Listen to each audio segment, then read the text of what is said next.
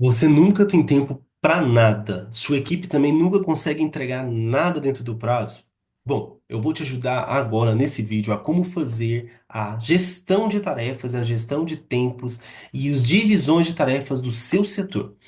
Independente do setor que for, eu vou utilizar o setor em que eu trabalho, que é a gestão da qualidade e segurança do paciente em unidades de saúde. Bom, o que é importante você entender antes de você trabalhar isso, né, as tarefas?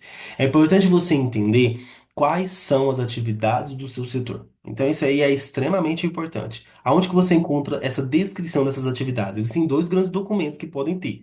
Existe ali a sua política de gestão, que pode, política de gestão da qualidade, no meu caso, e existem, ou política de outras gestões, gestões de informações, enfim, talvez está descrito, ou você tem que ter o seu regimento interno do setor, que traz como que funciona o setor, as atribuições, qual que é as atividades dele. Porque por que que eu estou te dizendo isso? Muitas das vezes acontecem de você assumir tarefas que não são suas. Que é do outro coleguinha.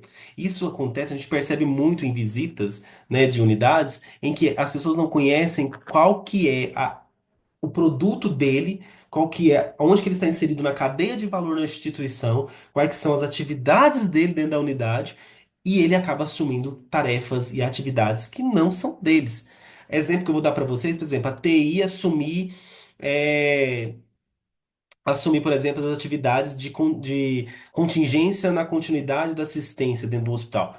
Não é a TI. A TI ela disponibiliza a gestão das informações no sentido de técnicos, informações de tecnologia, né? Gestão da tecnologia e informação, gestão do acesso ao cuidado, que é aquele que é a porta de entrada e toda a questão de prontuário, aí sim ela vai trabalhar com essa parte, né, da continuidade da assistência. Então, geralmente está inserido lá. Então é muito importante. Mas existem instituições que setores acabam assumindo essas situações. Então, por exemplo, a gestão da qualidade assumiu, por exemplo, se não tiver descrito que que ela tem que fazer o planejamento estratégico, não é dela assumir isso. Ela tem que estar inserida, mas ela fazer, comandar, trabalhar isso dentro da unidade, não é dela e ela acaba assumindo isso. Então, é por isso que eu estou te falando. Primeiro você precisa entender quais são as atividades do seu setor, quais são as atribuições do seu setor, como que o seu setor funciona, para que você possa realmente começar a fazer a divisão das tarefas. E dentro do regimento interno, você já vai ter também as divisões das tarefas, por exemplo, de hierarquias. E dentro da descrição de cargos e salários, às vezes também vai estar descrito quais são as atividades daquele profissional.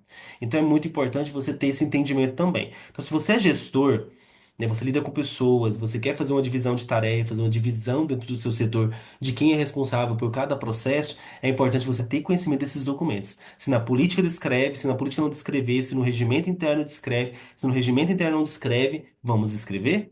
A política e o regimento interno, porque são coisas importantes. Lembrando que a política traz diretrizes, o regimento interno já traz como que vai funcionar. Então é muito importante os dois documentos, certo? Então, antes de de eu te mostrar isso que eu vou te mostrar aqui agora, é importante você ter esse entendimento, certo? E existem ferramentas para que você possa fazer a gestão de tarefas e as priorizações das tarefas. Nós temos como matriz Gucci, matriz de Eisenhower, matriz ABCDE, a gente tem a matriz, eu esqueci o nome dela agora, mas enfim, existe outra a matriz. Então, são matrizes de priorização que você tem para priorizar suas tarefas. Eu, Henrique, utilizo três grandes ferramentas para poder monitorar. Eu faço no Trello, que é um quadro de Kanban, onde eu consigo movimentar as tarefas da unidade. Eu consigo fazer dentro do meu Kanban, eu utilizo o Eisenhower. Então, ali mesmo, eu tenho na cabeça como é que é, eu já consigo dividir pelo Eisenhower. E eu também utilizo também a minha Google Agenda, que eu consigo verificar o tempo de cada um. Então eu utilizo essas três ferramentas, para mim deu certo, mas existem também o Interact, existem outros sistemas que vão trazer essa gestão de tarefas para vocês também. Eu tô falando de gestão de tarefas, tarefas rotineiras, não são de projetos, não. Projetos existem outras ferramentas. Estou falando de gestão de tempo e das tarefas que precisam ser entregues. Então, o que que é muito importante? Ser engolido pelas essas tarefas. E aí é importante você saber se essas tarefas realmente são suas, é do seu setor, é o seu setor que tem que assumir ou não é ele que tem que assumir. Se não for ele, bola pra frente, isso não é seu. Passa para o setor responsável e assuma aquilo que é seu. Organiza a sua casa primeiro, para depois você dar suporte e não assumir as tarefas do outro, certo? Eu vou compartilhar minha tela aqui com vocês para que vocês possam conhecer como que eu faço, né? Eu faço pelo Trello as divisões das minhas tarefas. Então, por exemplo, aqui, ó, eu tenho aqui o meu Trello, então eu tenho tarefas concluídas, metas concluídas, tarefas em stand-by, que são tarefas que estão aguardando algum tipo de trabalho. Eu tenho aqui o tarefa a executar, tarefa em andamento, a legenda, onde eu aplico a matriz de Eisenhower. Então, tudo aquilo para mim que é importante, eu classifico de vermelho, porque são coisas que eu tenho que fazer agora. São coisas que eu preciso fazer. Tudo que é urgente são coisas que eu preciso delegar. Tudo que é não urgente são coisas que eu preciso me programar. E tudo que é não importante, eu preciso realmente tirar da minha agenda. Então, por exemplo, é esses não importantes que eu tiro daquilo que não é meu, aquilo que não faz parte do meu escopo de trabalho, do meu setor. Então, eu já tiro daqui. Então, o que eu consigo classificar as tarefas e a gente movimenta aqui os cartões. Esse é o famoso Kanban. A gente tem várias outras aulas sobre isso, mas eu não é o intuito mostrar isso aqui para vocês. Só estou querendo dizer para vocês que a gente tem que fazer gestão de tarefas. Então, isso aqui é uma das ferramentas da gestão de tarefas, bem como, acho que nesse meu Google Agenda não vai ter nada, deixa eu ver. No meu Google Agenda aqui eu também acho que não vai ter nada, né? Mas aqui eu consigo fazer o meu Google Agenda, né? Aí, por exemplo, eu consigo vir aqui, ó, e consigo colocar, né, no meu Google Agenda aqui o tempo e tudo mais. Acho bem bacana, mas enfim, aqui não vai ter nada porque eu não utilizo mais essa agenda desse e-mail, mas aqui tem o Trello, que é o que eu queria mostrar para vocês. Beleza.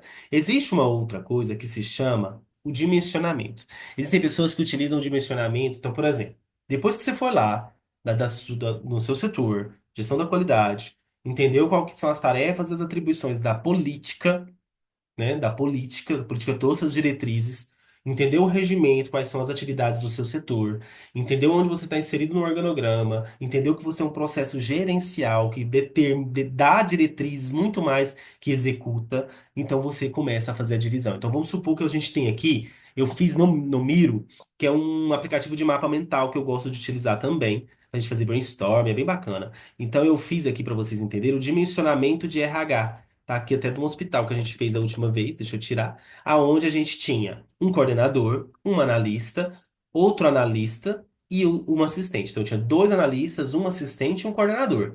E a gente dividiu essas tarefas. Como que a gente dividiu? Porque a gente entendeu que na política estava descrito que esses setores eles tinham que trabalhar com gestão de processos, gestão de indicadores, gestão de planejamento estratégico, gestão de segurança do paciente, gestão de documentos, gestão de auditorias, gestão de acreditação, enfim. Tudo isso estava no escopo dessa gestão da qualidade. E existiam-se quatro pessoas, e lá na época estava tudo muito bagunçado. Por quê? Cada um fazia o que o coordenador delegava. Então eles não tinham domínio do que era deles. Então isso é muito importante. Não espere o seu time. Então a gente começou a dividir isso, a cada um ter o seu processo dentro do setor. Por quê? Porque a gente queria que eles realmente é, a gente queria que eles realmente, de fato, tivessem domínio, fossem donos daquilo ali. Então a gente dividiu isso. Ele gerou um desconforto no começo. Então, por exemplo, a gente dividiu da seguinte forma. Então, o coordenador, ele ficou responsável por fazer mapeamento de processos e riscos, monitoramento dos planos de ação, monitoramento das ferramentas da qualidade, gerenciamento dos protocolos, processo de acreditação, sistema de gestão da qualidade, que lá era o Interact, gestão de pessoas do setor, LNT do setor e a gestão de auditorias internas e externas. E dividiu isso para um analista. Esse analista, ele ficou muito responsável pela segurança do paciente, porque lá eles tinham junto, né, qualidade e segurança do paciente. Então aqui a gente tem as notificações de incidentes e eventos adversos, ficou com esse analista. Acompanhamento das tratativas, ficou com ele. Treinamento das notificações, ficou com ele. Protocolos de segurança, visitas técnicas da qualidade, técnico emo e farmacovigilância, operacionar o Notivisa, gestão de indicadores da segurança do paciente. Aqui tinha um outro analista e ele ficou muito mais responsável pela gestão de documentos e processos. Então ele fazia gestão documental, gestão da plataforma UpToDate, que vai trazer ali as principais referências, gestão da criação dos protocolos e necessidade da gestão, verificação de referências, administrar o polo de referência, avaliar o atendimento dos documentos diante das legislações. Então a gente dividiu. Uma assumiu gestão documental, que é um processo muito complexo, lembrando que documentos trazem informações, e informações erradas matam o paciente ou pior. né? Ou ainda muito mais pior do que matar um paciente, mata dois, três, quatro pacientes, né? Então é muito importante a gestão da informação estar muito bem estruturada. Temos aqui assistente administrativo, que ele fazia o quê? Ele fazia a gestão das comissões, que é uma coisa mais, não simples, mas uma coisa mais didática, vamos se dizer assim. Monitoramento, mais didática não, não era isso que essa palavra que eu queria usar, mas sistêmica. Então é um processo mais sistêmico, mais automatizado, que precisa mais de um olhar não tão crítico, vamos se dizer assim. Monitoramento das ações das comissões, apoiar as tarefas administrativas, executar ações de coleta de assinatura e agendamento, executar atividades de apoio ao setor que necessite, capacitação dos profissionais sobre o que é comissão e administrar insumo do setor. Então, olha só que bacana ficou a divisão de tarefas desse setor. Porque a gente dividiu. Então, por exemplo, chegava alguém no setor. Ah, eu preciso falar sobre notificações, ajuda de notificação. É aquele analista. Ah, eu preciso falar de processo. É comigo mesmo, coordenador, gestor aqui do setor. Ah, não, eu preciso falar de documentos, não estou conseguindo subir. É com aquele analista. Comissões, é com a assistente administrativo.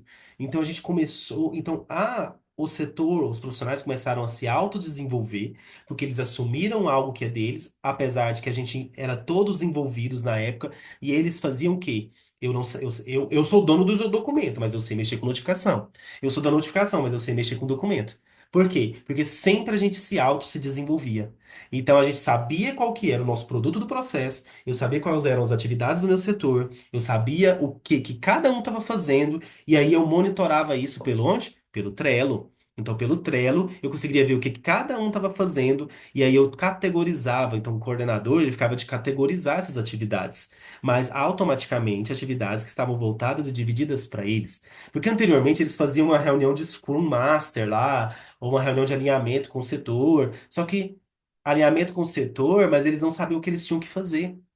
Então eles iam, por exemplo, hoje para o setor desse, sem saber com que eles iam mexer.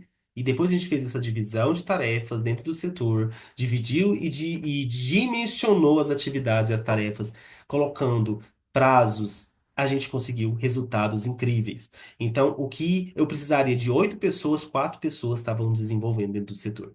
Então, essa foi a grande jogada. Então, isso é muito importante você conseguir entender que você precisa antes de você dimensionar quais são as atividades para cada um, é entender quais são as atividades do seu setor, tá? Quais são as atividades do seu da sua instituição, se você está na cadeia de valor de apoio ou de processos primários e finalísticos ou gerenciais. Se você está em gerencial, você delega muito mais do que executa. Se você está em apoio, se você é um setor de apoio, você dá mais suporte. Se você é um processo primário e finalístico, tem contato direto com o cliente, você planeja, executa, né, e solicita suporte. Então, isso é muito importante. Então, eu queria deixar aqui para vocês, né, o link do nosso e-book de implantação da qualidade. Também, onde tem passo a passo para você de como fazer a implantação da qualidade, o link da nossa mentoria. Como eu já falei em alguns vídeos, o e-book ele é para pessoas que querem entender como que funciona. E aí, pessoas mais autodidatas, elas conseguem desenvolver com o e-book. Agora, se você precisa de um apoio, a mentoria é o maior aliado seu, então, que a gente pode dar esse suporte para você. Vamos deixar também da segurança do paciente, os e-books da segurança do paciente. Por quê? Porque as maioria das unidades de saúde, né, da área da saúde, geralmente eles estão juntos, segurança do paciente e qualidade. E o Daybook da qualidade, ele é geral, tá? Ele não é só para a área da saúde. Ele é de modo geral para todos os nichos de negócios aí que vocês precisarem para implantação da gestão da qualidade. Lembrando que gestão, qualidade e segurança do paciente é comportamento. Ele não é um setor, ele não é um departamento. É um comportamento. Existe um setor, uma pessoa de referência, mas é um comportamento de todos, é uma cultura onde todos têm que estar enraizados e nessas mudanças de comportamento garantir a melhoria e a segurança para os pacientes, clientes aí do setor de vocês. Gostaria de pedir para que você se inscrevesse no nosso canal, deixasse aí um like para a gente, ajudar a gente que esse vídeo chegue em mais pessoas. E é claro, se você puder, deixar aí um comentário do que você achou do nosso vídeo, como que a gente faz a gestão do tempo e das tarefas que nós disseminamos aí para os nossos clientes. Muito obrigado.